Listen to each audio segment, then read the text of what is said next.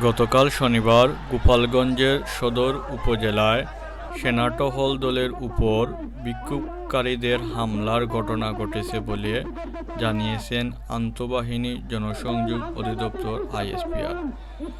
শনিবার রাতে আন্তঃবাহিনী জনসংযোগ অধিদপ্তর আইএসপিআর এক বিবৃতিতে এ তথ্য জানিয়েছেন।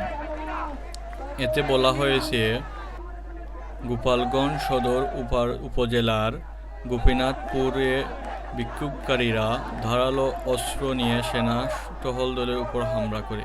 বিক্ষোভকারীরা গোপালগঞ্জ ঢাকা মহাসড়ক অবরোধ করে রাখলে প্রাথমিকভাবে পরিস্থিতি নিয়ন্ত্রণে আনার জন্য দায়িত্ব পালনরত সেনাবাহিনীর দুইটি টহল দল ঘটনাস্থলে যায়।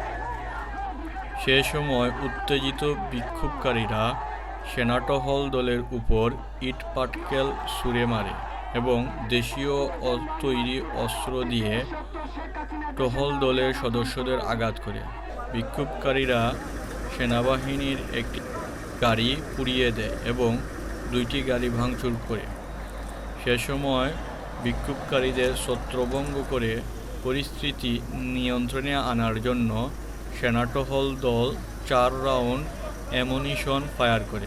পরিস্থিতি তীব্রতা পরিলক্ষিত হওয়ায় ইতিমধ্যে ঘটনাস্থলে অতিরিক্ত সেনা মোতায়েন করা হয়েছে।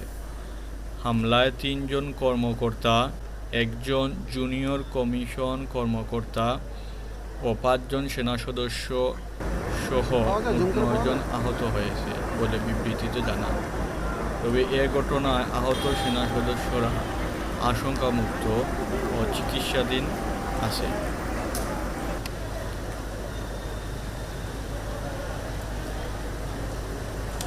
বিক্ষোভকারীদের দমানোর জন্য সেনাবাহিনীর টহল পরিচালনা করছেন এবং সেনাবাহিনীর পক্ষ থেকে আইনশৃঙ্খলা নিয়ন্ত্রণের জন্য অতিরিক্ত সেনা টহল দল নিয়োজিত হয়েছে।